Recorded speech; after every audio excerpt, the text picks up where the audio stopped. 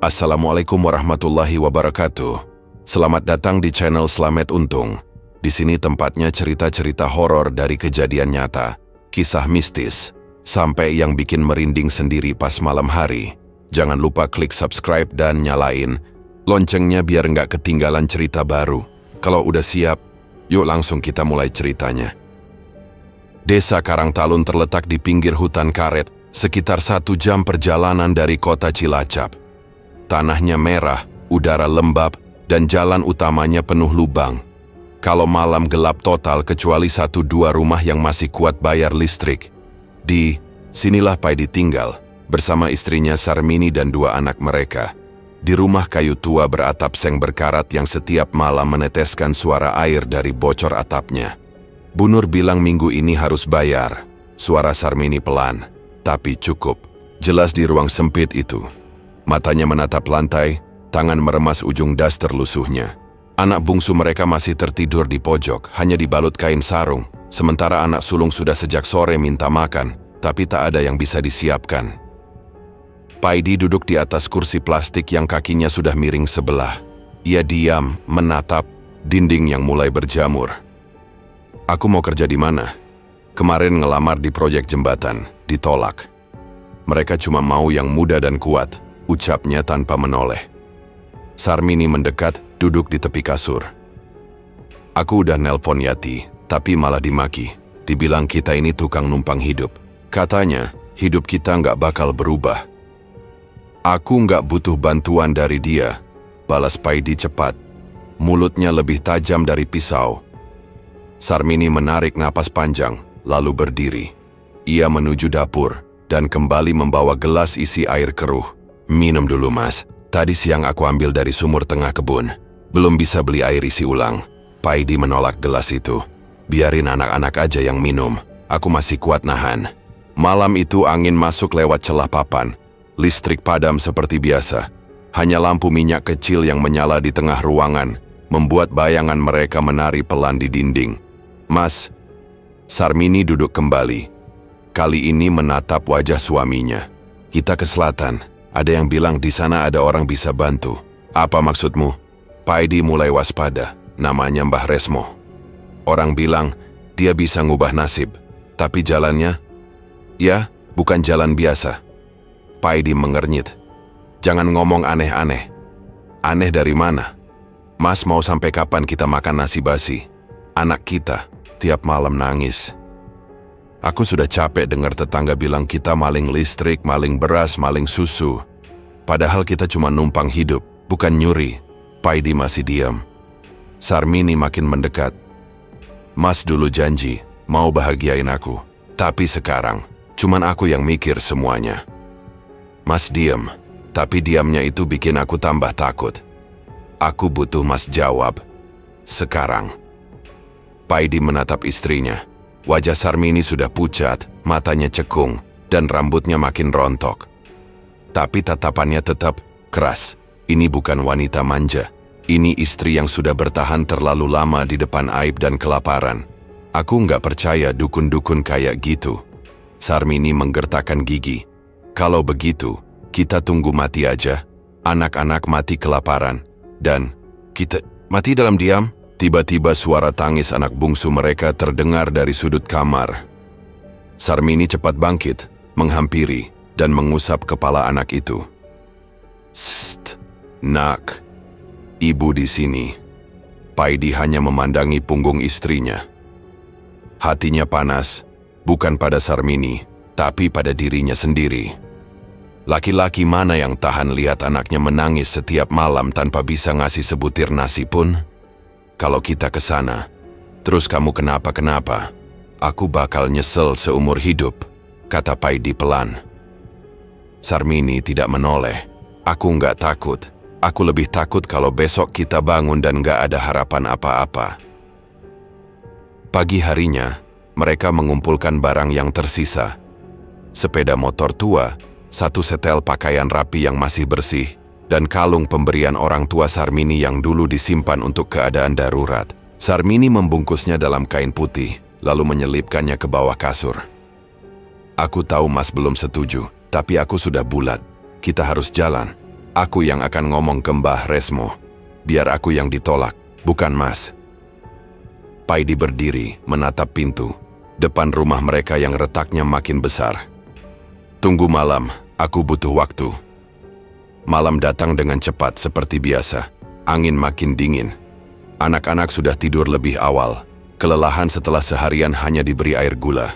Sarmini duduk di depan jendela, menatap keluar. Berharap ada cahaya dari rumah tetangga. Tapi gelap semua.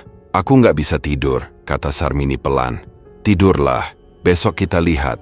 Sarmini menoleh. Lihat apa, Mas?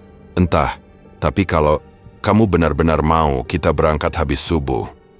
Sarmini terdiam. Kemudian ia bangkit, berjalan ke arah Paidi, lalu memeluknya dari belakang. Terima kasih, Mas. Aku nggak akan lupa. Paidi tidak menjawab. Tangannya menggenggam ujung baju. Matanya terpejam. Di dalam dada rasa bersalah dan ketakutan berdesakan seperti tikus yang kelaparan. Di luar rumah, suara anjing terdengar menggonggong dari kejauhan. Udara malam membawa bau tanah basah, bercampur aroma plastik terbakar dari tungku tetangga yang masih hidup. Langit mendung, seolah menahan hujan, tapi tidak juga turun. Sarmini masih duduk di dekat jendela. Besok pagi kita ke selatan. Kita nggak bilang siapa-siapa. Aku nggak mau anak-anak tahu. Kalau bisa mereka pikir kita cuma jualan lagi. Paidi membuka mata. Sarmini, kamu benar-benar yakin? Sarmini menatap suaminya dalam gelap. Aku sudah nggak takut sama setan. Yang aku takut anak kita mati pelan-pelan. Suara malam menelan pembicaraan mereka. Lilin kecil di pojok kamar meredup pelan-pelan. Paidi kembali duduk, kali ini tak bersandar. Tubuhnya tegak tapi kaku, seperti ada yang mendorong dadanya dari dalam. Matanya memandangi dinding yang sama sejak tadi, tapi kini ia merasa dingin, menjalar sampai tulang. Ia tahu, satu kali kaki melangkah tak akan bisa kembali. Dan malam itu tanpa suara ia mengangguk pelan. Matahari belum muncul saat Paidi dan Sarmini mulai mengemas barang. Motor sewaan yang mereka pinjam dari Pak Muslih, tetangga yang masih kasihan, dipenuhi bekal seadanya, 2 botol air, sepotong roti kering, dan uang hasil gadai cincin kawin. Sarmini, hawa pagi dingin menusuk, jalanan masih basah sisa hujan malam. Anak-anak mereka masih tidur, Sarmini hanya meninggalkan selembar kertas bertuliskan, Ibu dan Bapak pergi cari rezeki, jangan takut. Tetap belajar, iya. Perjalanan ke selatan terasa panjang. Jalan aspal rusak, kadang berubah jadi tanah liat merah yang licin. Kabut menggantung di sela-sela pepohonan. Motor tua itu sesekali mogok, tapi Paidi tetap mendorong menggerutu, pelan. Sarmini diam sepanjang jalan, hanya sesekali menggenggam erat pinggang suaminya. Ketika desa mulai hilang dan suara alam jadi satu-satunya yang terdengar, barulah mereka tahu, mereka sudah dekat. Mereka berhenti di depan gerbang bambu dengan seutas tali hitam menggantung di atasnya. Di baliknya ada rumah panggung reyot, berdiri sendirian di tengah hutan, dikelilingi pagar kayu runcing. Tak ada suara ayam, tak ada anjing. Hanya daun gugur dan angin yang lewat tanpa salam. Seorang lelaki tua tiba-tiba muncul di depan rumah, seolah tahu mereka akan datang. Rambutnya putih, matanya cekung, dan mulutnya dipenuhi gigi hitam. Tubuhnya kurus kering, tapi sorot matanya tajam seperti bilah pisau. Kalian pasangan dari Karangtalun? Tanyanya tanpa basa-basi. Paidi mengangguk, ragu. Kami ingin dibantu. Masuk, ucap lelaki itu. Aku Mbah Resmo, kalian tak perlu cerita. Aku sudah tahu. Sarmini menggenggam tangan Paidi. Dalam diam, mereka mengikuti Mbah Resmo masuk ke rumah panggung itu. Di dalam ruangan sempit bau menyan menyengat. Ada 2 tikar pandan, 1 ranjang bambu, dan di sudut ruangan mangkuk kuning besar berisi cairan hitam pekat. Kalian sudah siap? Tidak ada jalan kembali kalau sudah mulai, kata Mbah Resmo sambil menyalakan dupa dan menabur bubuk hitam ke dalam mangkuk. Api kecil menyala tiba-tiba tanpa kayu bakar. Paidi ragu. Apa yang harus kami lakukan, Sarmini? Kamu akan menjadi wadah, jawab Mbah Resmo tenang. Tapi sebelum itu tubuhmu harus dibuka, dibersihkan, dikuasai. Sarmini menatap suaminya. Paidi masih diam, wajahnya tegang. Tapi dia tidak menyela, tidak menolak. Mbah Resmo melirik Paidi. Kamu boleh pergi keluar, atau duduk di sudut. Jangan bicara, jangan bergerak. Paidi menunduk lalu melangkah keluar. Suara pintu kayu berderit saat ditutup. Sarmini berdiri di tengah ruangan. Tubuhnya gemetar. Tapi ia tak berkata apa-apa saat Mbah Resmo menarik dasternya perlahan. Kain itu jatuh ke lantai. Ia berdiri telanjang hanya mengenakan tali pengikat rambut. Putingnya mengeras karena udara dingin. Mbah Resmo berjalan mengelilinginya mengendus, lalu menjilat pundaknya. Tubuhmu tipis, tapi cukup, gumamnya. Ia menunduk dan menyedot puting Sarmini dengan keras, membuat perempuan itu mengerang pelan. Tangannya meraba paha, lalu masuk ke sela-sela kelamin Sarmini, memainkan jari dengan kasar. Akan aku buka pintumu, katanya sembari mendesak Sarmini ke atas ranjang bambu. Ia menindihnya, lalu menjilati leher, dada, hingga ke perut. Tangannya mencengkeram kedua paha Sarmini, membukanya lebar. Kemaluannya yang sudah menegang langsung ia sodorkan ke dalam lubang Sarmini yang sudah basah, oleh campuran takut dan pasrah. Dengan hentakan kasar, ia mulai menyetubuhi Sarmini.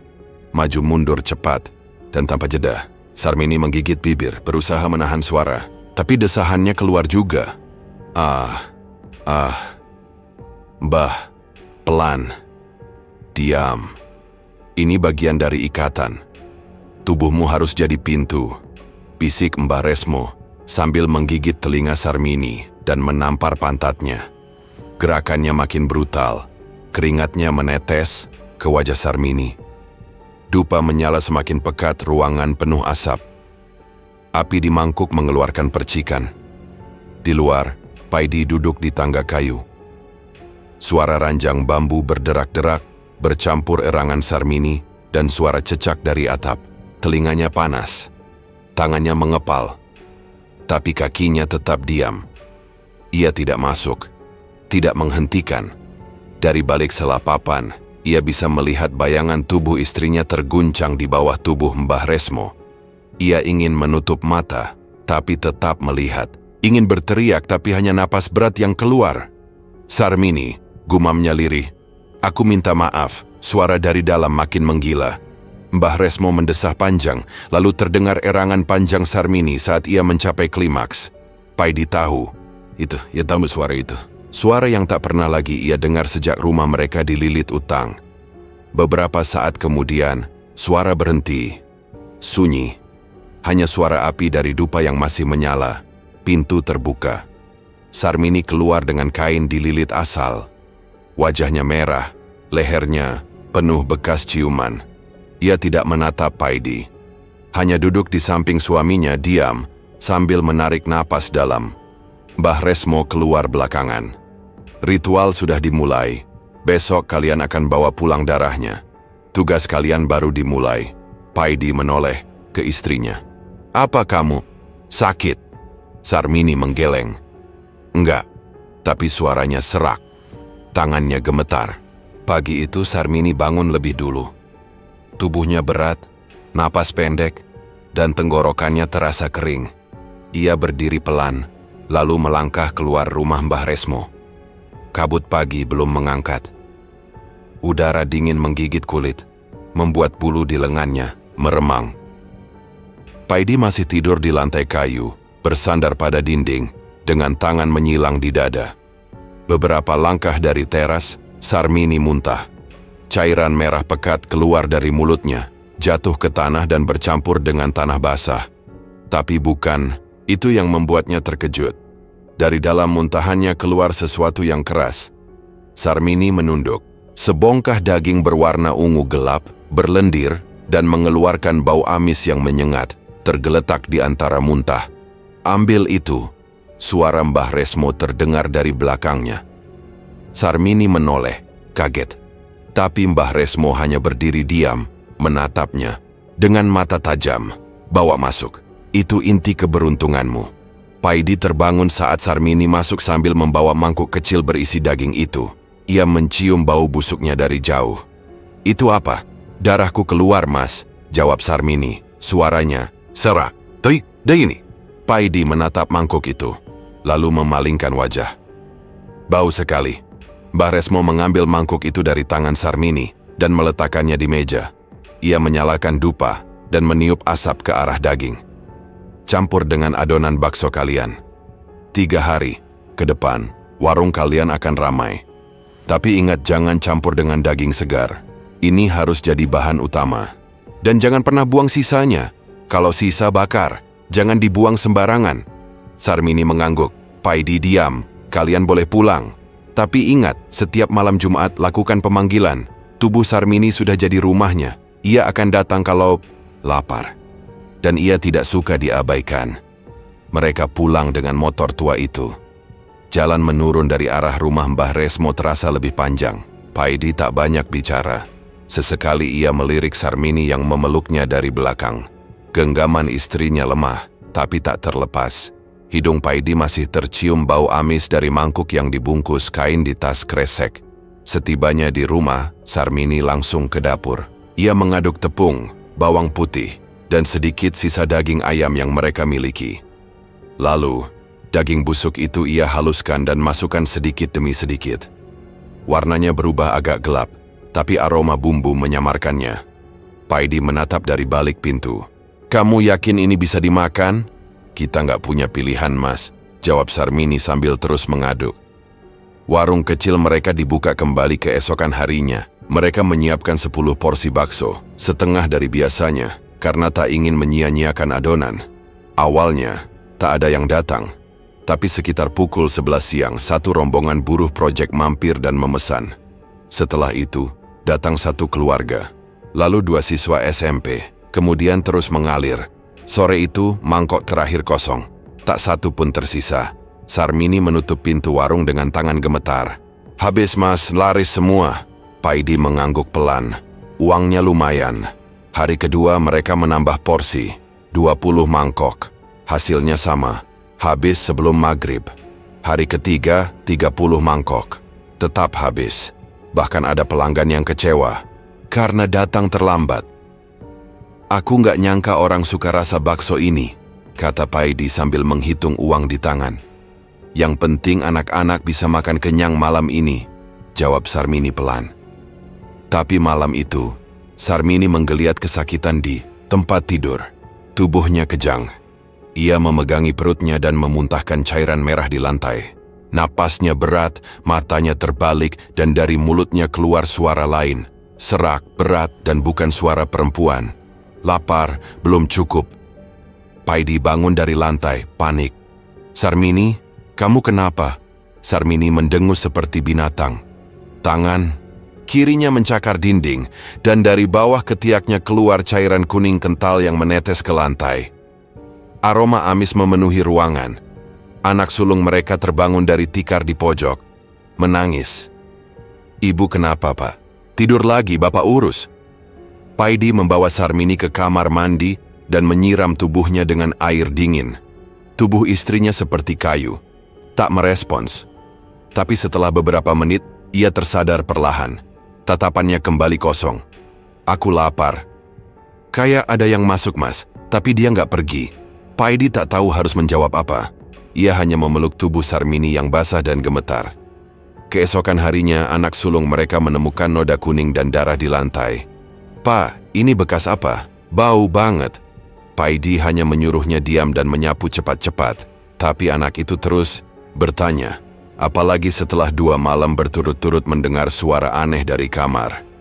Ibu suka nangis malam-malam, tapi nggak kayak nangis. Kayak ketawa tapi sedih. Paidi tidak menjawab.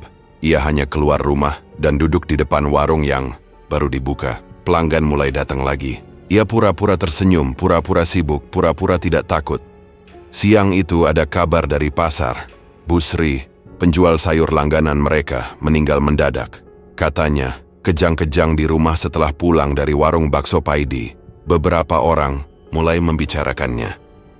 "Dia sempat makan bakso di warung itu loh." "Serius?" "Katanya habis 2 mangkok." "Aku pernah juga makan di sana, tapi rasanya aneh, ya?" Paidi mendengarnya diam-diam. Ia menutup warung lebih awal hari itu. Sarmini duduk di dapur, menatap lantai.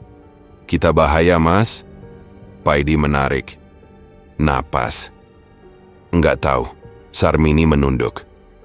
"Tapi warung kita nggak pernah seramai ini, Mas. Kita nggak pernah punya uang segini." Paidi melihat tumpukan uang di kaleng bekas. "Iya, tapi harganya mahal." Malam datang lagi.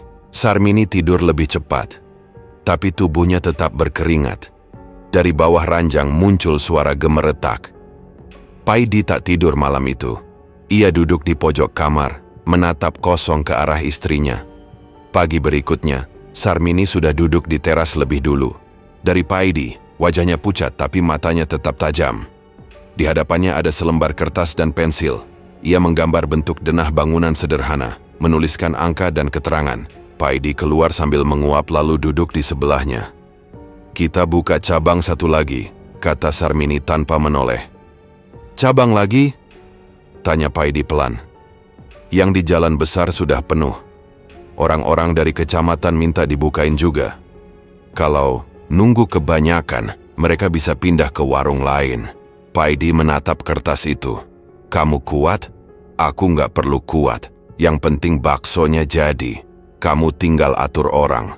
Gaji karyawan dibayar dari hasil kemarin. Kita udah bisa ambil 2 orang baru."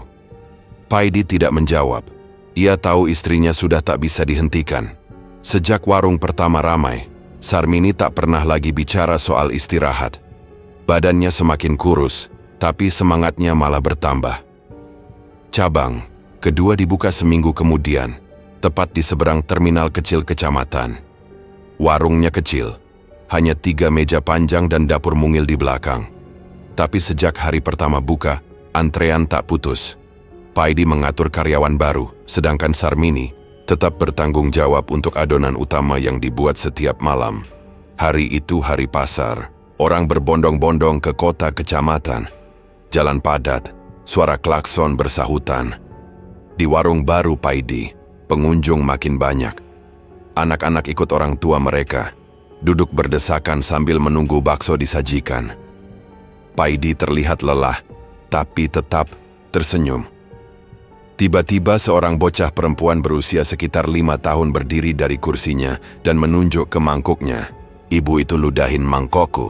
Semua orang terdiam. Mata-mata tertuju ke arah si bocah. Paidi mendekat, berjongkok. "Bicara apa kamu?" Anak itu mulai menangis. "Ibu itu, rambutnya panjang, duduk di atas lampu. Dia ludahin bakso aku." Seorang ibu menarik tangan anak itu. "Sst, jangan sembarangan ngomong." Tapi anak itu terus menangis. "Aku nggak bohong, tadi dia di sana." Ia menunjuk ke sudut langit-langit, tempat lampu gantung tua bergoyang pelan. Paidi berdiri, wajahnya memerah. "Kamu jangan ngawur, nggak ada siapa-siapa." Bocah itu menatap Paidi dengan mata takut, tapi tetap berkata, "Aku lihat sendiri." Tanpa berpikir, Paidi menampar pipi anak itu. Semua orang terkejut. Tangisan si bocah makin keras. Ibu-ibu langsung berdiri, membentak Paidi. "Mas gak bisa gitu, anak kecil loh." "Sembarangan aja, bikin orang gak enak makan," kata Paidi. Suaranya tinggi. Salah satu bapak berdiri, mendorong dada Paidi. "Gak usah marah kalau emang gak salah." Keributan pecah. 2 laki-laki menarik kerah baju Paidi. Paidi membalas dorongan, tapi kalah jumlah. Pukulan pertama mendarat di pipinya. Kemudian tinju kedua menghantam pelipis. Paidi jatuh, tapi terus dipukul. Karyawan warung tak berani melerai. Mereka hanya menonton, panik. Polisi yang lewat akhirnya datang membubarkan kerumunan. Paidi terkapar berdarah dari mulut dan hidung, tak sadarkan diri. Ia bangun di rumah sakit kecil pinggiran kota. Kepala berdenyut, tubuh nyeri, selang infus menempel di tangannya. Sarmini duduk di samping tempat tidur, matanya sembab. "Mas, kamu sadar?" Paidi hanya melirik. "Kita harus pulang," bisik Sarmini. "Ritual malam ini gak bisa ditunda." Paidi mencabut infus dari tangannya sendiri. Perawat yang datang ditepis. Mereka keluar diam-diam sebelum malam. Rumah mereka gelap saat sampai.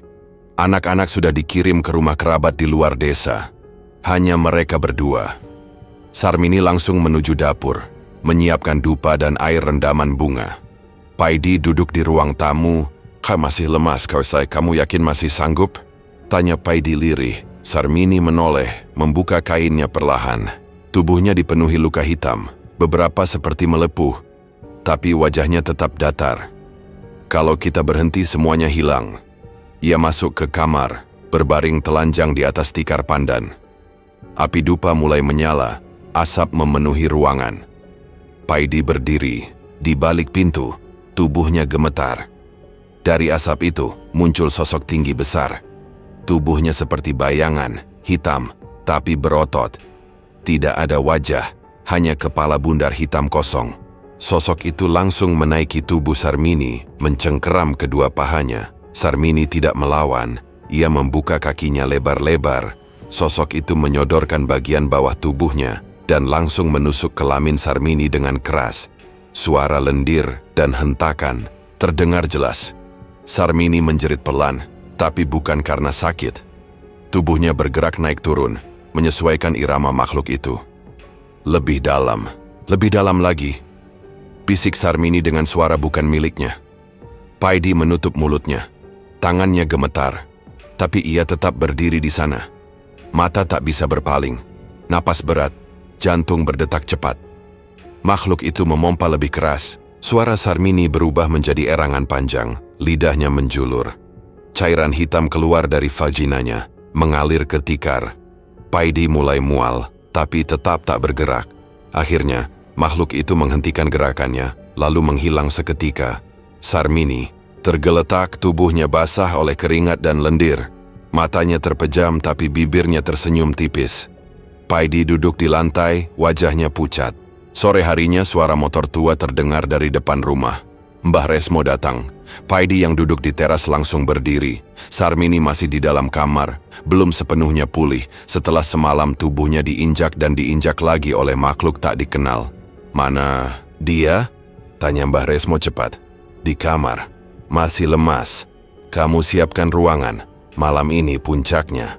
Paidi tidak menjawab, hanya masuk ke rumah dan membuka pintu kamar. Sarmini membuka mata, matanya merah, bibirnya pecah. Tapi ia mengangguk pelan, tanda paham. Paidi membantu menarik tubuh istrinya ke ruang tengah, lalu membentangkan tikar, meletakkan mangkuk kuning, dan menyalakan dupa seperti malam sebelumnya.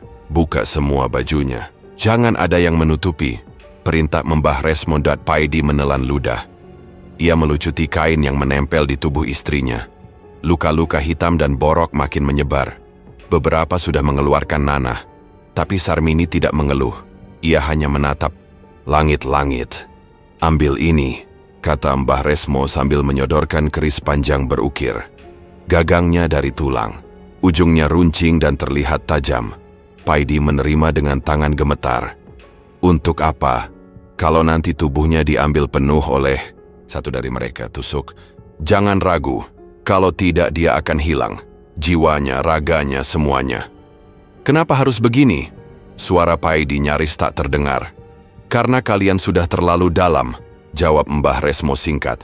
Ia duduk di sudut ruangan, membacakan mantra. Suara lidahnya seperti suara cicak yang menggerutu cepat. Asap mulai tebal. Dari asap itu muncul yang pertama, kuntilanak. Rambutnya panjang, wajahnya rusak, gigi penuh darah. Ia merangkak ke tubuh Sarmini dan menjilat dadanya. Puting Sarmini langsung mengeras. Tubuhnya bergidik. Paidi menggenggam keris, kuat-kuat. Lalu datang yang kedua. Siluman ular. Badannya panjang, kepalanya lebar, lidahnya bercabang. Ia melilit kaki Sarmini, menjalar naik ke paha, lalu menyusup ke antara kelamin. Sarmini mendesah. Cairan bening menetes dari sela pahanya. Yang ketiga datang diam-diam. Makhluk tinggi besar, hitam, tanpa wajah, bermata merah. Ia langsung menindih tubuh Sarmini dan menggesekkan alat kelaminnya ke perut perempuan itu. Tangannya yang besar menarik kedua paha Sarmini dengan kasar dan membuka selebar mungkin. Sarmini menggeliat. Suaranya keluar seperti orang kesurupan. Ia tertawa, lalu menangis, lalu tertawa lagi. Mas, jangan lihat." Paidi tidak menjawab. Matanya lebar. Nafasnya cepat. Ia melihat makhluk-makhluk itu berebut masuk ke tubuh istrinya. Jilatannya, sodokannya, semuanya kasar. Tapi tubuh Sarmini seperti menikmati. Tusuk kalau dia tidak bisa kembali, suara Mbah Resmo terdengar samar. Paidi berdiri di dekat Sarmini. Keris di tangannya sudah basah oleh keringat, tapi tangannya tak bergerak. Makhluk keempat datang. Berbulu lebat, tubuhnya seperti kera tapi lebih besar. Ia langsung membungkuk menempelkan mulutnya ke kelamin Sarmini, menjilat dalam gerakan cepat. Lidahnya panjang, kasar dan panas. Sarmini langsung menjerit panjang. Jangan, jangan, aku, ah! Tubuhnya terangkat dari tikar. Kakinya mengejang, tangan mencakar udara. Orgasme hebat membuat tubuhnya bergetar hebat. Cairan meledak dari vaginanya. Bau amis dan manis bercampur memenuhi ruangan. Paidi berteriak, cukup, berhenti, tapi tak ada yang mendengar. Mbah Resmo tetap duduk, membaca mantra. Makhluk-makhluk itu terus menjilat, menyodok menyerap bagian tubuh Sarmini. Paidi ingin menusuk tapi tangannya tak bisa bergerak. Ia gemetar. Pandangannya kabur. Sarmini kini tak sadarkan diri, tapi tubuhnya terus bergetar. Mulutnya terbuka, air liur mengalir ke pipi. Mata putihnya menghadap ke atas. Makhluk-makhluk itu terus bergerak. Paidi akhirnya jatuh duduk. Ia menggenggam rambutnya sendiri, menggertakkan gigi, lalu berteriak lagi. Berhenti, itu istriku. Mbah Resmo bangkit dan menghampiri. Ia menendang satu makhluk hingga lenyap dalam asap. Satu persatu makhluk lain pergi, kecuali yang berbulu. Yang itu sudah terlalu dalam, kata Mbah Resmo. Kamu tusuk, atau aku yang lakukan. Paidi berdiri dengan lemas mengangkat keris. Tapi ketika hendak menusuk, tubuhnya berhenti. Tangannya bergetar. Ia menangis. Aku nggak bisa. Kalau begitu dia akan jadi milik mereka, ucap Mbah Resmo dingin. Keris itu akhirnya jatuh ke lantai. Paidi berlutut. Ia menunduk, napasnya berat, matanya panas. Sarmini terbaring, tubuhnya penuh bekas cakar dan luka. Tapi perlahan, ia menarik napas. Mas, aku di sini. Jangan tinggalin aku. Paidi menatapnya, tapi tak mampu bicara. Malam telah mencabik semua batas antara dosa dan kepasrahan. Tapi pagi tetap datang seperti tak terjadi apa-apa. Warung bakso mereka kini punya 3 cabang. Satu di pinggir jalan besar dekat terminal. Satu lagi di dekat pasar kecamatan. Dan satu di dekat area perumahan pegawai negeri. Semua laris. Dalam waktu 3 bulan, mereka bisa membeli rumah lebih besar. Letaknya di ujung kampung, jauh dari tetangga, dikelilingi pagar seng tinggi dan halaman lebar. Paidi sendiri yang mengatur renovasi. Sarmini tidak banyak keluar kamar. Tubuhnya kini tinggal tulang, borok di punggung dan paha tak kunjung kering, dan langkahnya pun terseret seperti orang lumpuh. Mas, anak-anak kirim surat, ucap Sarmini suatu siang. Ia duduk di kursi rotan, mengenakan jubah tebal yang menutupi hampir seluruh tubuhnya. Dari siapa? Tanya Paidi sambil menyortir lembaran tagihan dan uang hasil warung. Dari Tini, anak sulung kita. Dia minta pulang sebentar. Katanya pengen lihat rumah baru. Paidi mengangguk. Kamu kuat kalau dia lihat kamu begini. Sarmini menatap Paidi. Lama. Aku nggak mau mereka tahu. Nanti kuusir lagi kalau dia nekat pulang. Seminggu kemudian, Tini benar-benar pulang. Ia berdiri di depan rumah besar itu sambil menenteng tas sekolah dan bingkisan makanan kecil. Paidi membuka pagar dan pura-pura tersenyum lebar. Ibu mana? Tanya Tini setelah masuk. Di kamar. Lagi tidur. Kok rumahnya bau aneh ya, Pak? Tini mengendus. Kayak amis, kayak air got. Paidi langsung menggiring anaknya ke ruang tamu. Sudah, kamu duduk aja dulu. Bapak buatin minum. Tapi saat malam tiba, suara jeritan dari kamar Sarmini terdengar jelas. Tini yang tidur di ruang depan langsung duduk dan menatap ayahnya. Itu suara ibu. Dia sakit, udah lama, tapi nggak apa-apa, nanti sembuh.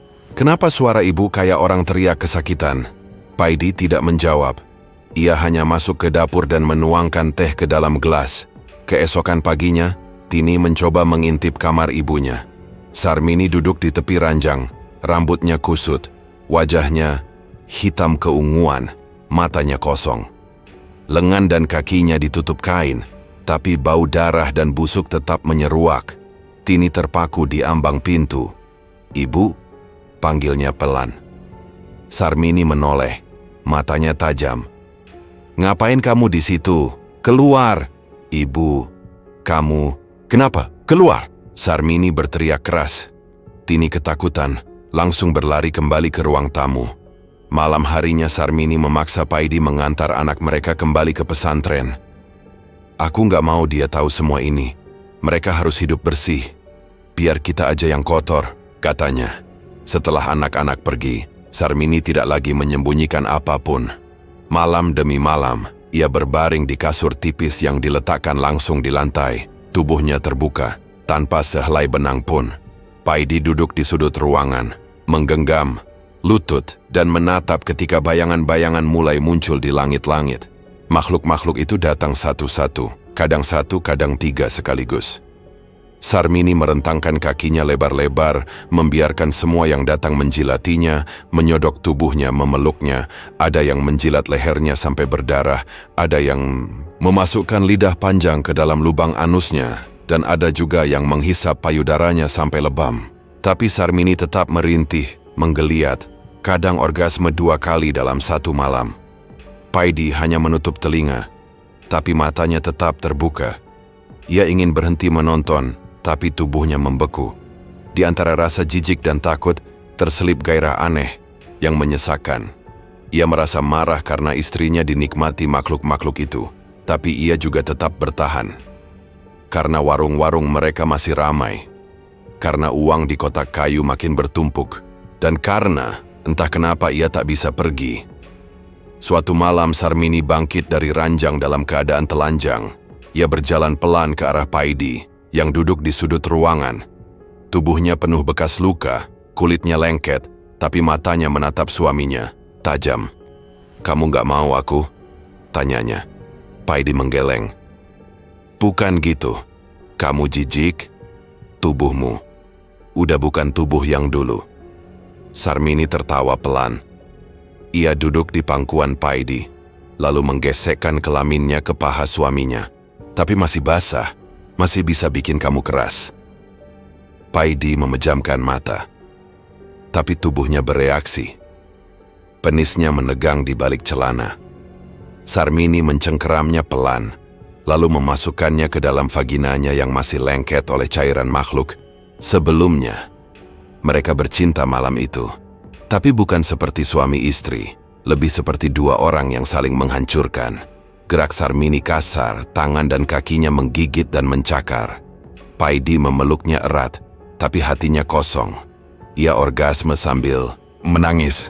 Sarmini menjerit sambil tertawa. Pagi harinya tubuh Sarmini kembali melemah. Ia hanya bisa merangkak ke kamar mandi. Bekas-bekas hubungan mereka semalam mengotori spray dan lantai. Tapi Paidi tidak membersihkannya. Ia hanya duduk di pojok, menatap dinding, dan berpikir betapa jauh mereka telah melangkah. Dan malam masih panjang. Dupa tetap menyala di meja kecil. Bau darah tak pernah hilang dari kasur. Tapi Paidi tetap di sana.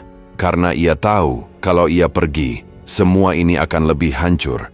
Tapi dengan bertahan, ia sadar, ia sedang ikut membusuk perlahan.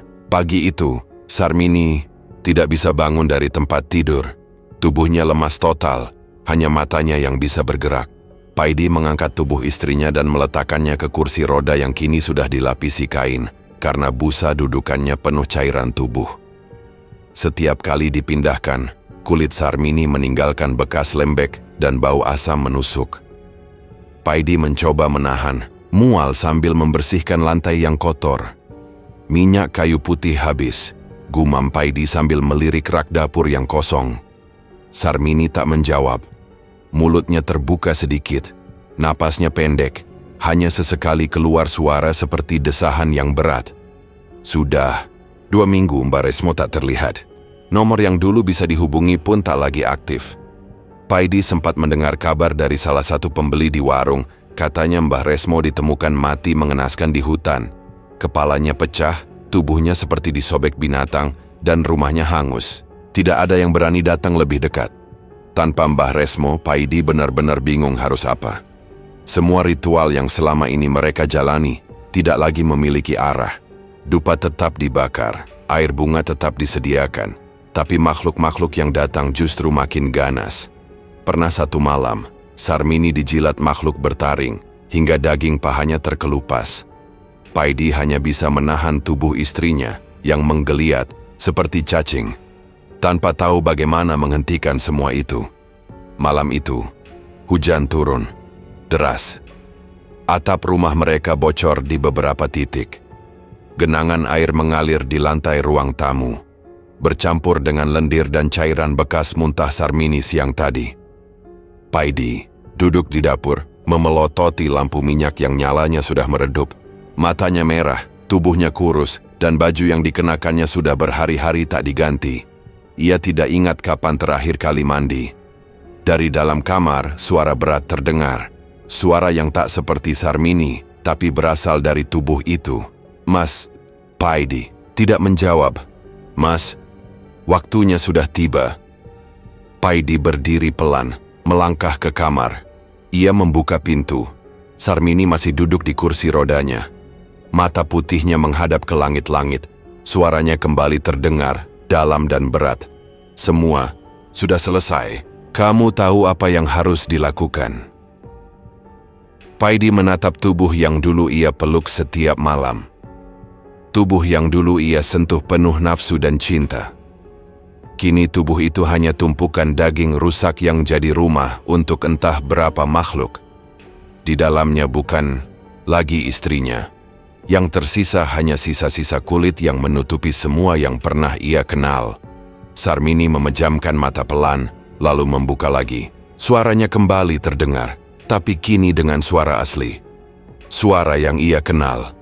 "Mas, peluk aku." Paidi mendekat.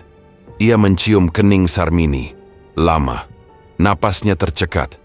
Tangannya menggenggam kursi roda dengan keras. "Terima kasih, Mas," bisik Sarmini pelan.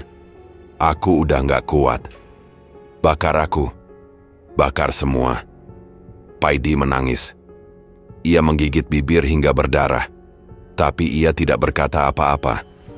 Ia keluar kamar, mengambil satu jerigen minyak tanah di gudang belakang. Ia menyiram seluruh lantai, dari ruang depan, dapur, hingga kamar. Termasuk tubuh Sarmini. Ia tak berani menatap wajahnya lagi. Minyak itu mengalir ke bawah ranjang, meresap ke tikar, menyentuh kain-kain kotor yang sejak seminggu lalu tak pernah dicuci. Paidi duduk di kursi di tengah ruangan. Tangannya gemetar. Korek api ada di genggamannya. Tapi nyalanya belum ia picu. Ia menatap sekeliling. Semua hening. Tak ada suara makhluk. Tak ada desah. Hanya suara hujan di atap yang bocor. "Tunggu," suara Sarmini pelan dari dalam kamar. "Terima kasih, Mas." Lalu, terdengar suara lain. Jeritan panjang, suara kuntilanak. Disusul suara ledakan dari dalam kamar. Bau terbakar langsung menyebar. Paidi menyalakan korek. Ia menjatuhkannya ke genangan minyak di lantai. Api langsung menjalar cepat. Ruangan diselimuti nyala merah. Kursi roda terbakar pertama. Tubuh Sarmini terbakar habis bersama jeritannya. Tapi, jeritan itu bukan miliknya saja. Ada puluhan suara lain. Tertawa, meraung, merintih. Semua keluar dari kamar itu. Paidi berdiri di tengah api. Matanya terbuka lebar. Tubuhnya sudah tak takut. Panas mulai merayap ke kulitnya, tapi ia tetap berdiri. Tangannya terangkat sedikit, seolah menyambut apapun yang akan datang. "Biar semua habis, Mas," bisiknya, dan api menjalar ke rambutnya, bajunya, kulitnya. Jeritannya tak keluar. Hanya air mata yang menetes sebelum akhirnya terbakar juga. Di luar, hujan terus turun, tapi tidak satu tetes pun masuk ke dalam rumah itu. Api tetap menyala. Dan di antara asap, terdengar satu kalimat terakhir dari dalam kamar. "Terima kasih, Mas." 3 hari setelah kebakaran, warga Karangtalun mulai berdatangan ke lokasi bekas rumah Paidi. Petugas pemadam menyatakan tak ada yang selamat. Sisa bangunan rata dengan tanah.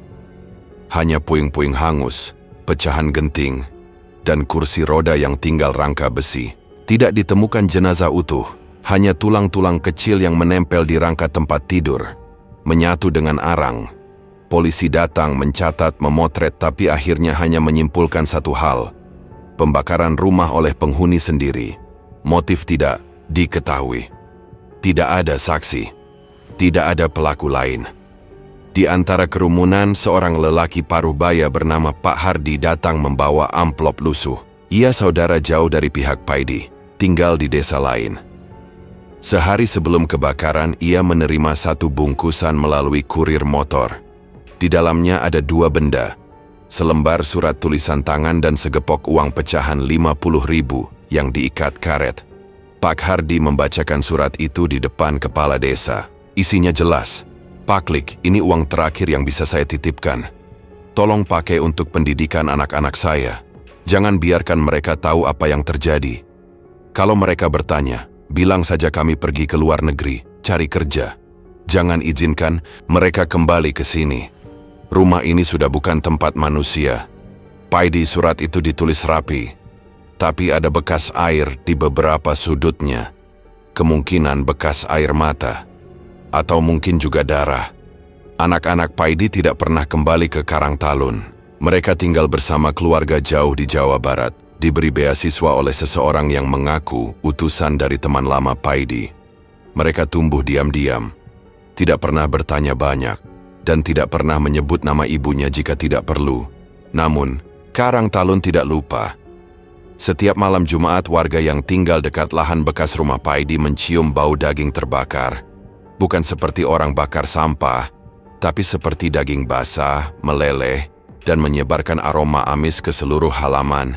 Kadang-kadang, ada suara roda berderit, seperti kursi roda yang digeser perlahan di lantai, padahal tak ada lantai.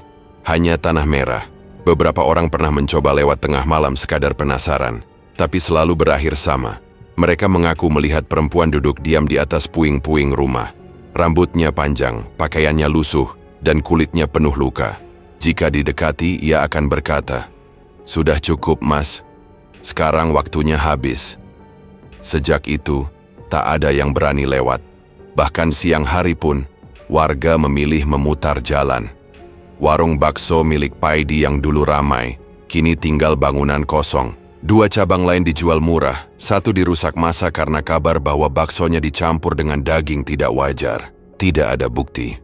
Tapi banyak yang percaya, apalagi setelah satu petugas kebersihan menemukan tulang-tulang aneh di saluran pembuangan belakang warung. Ada bentuknya seperti tangan bayi, tapi ukurannya lebih kecil dari normal.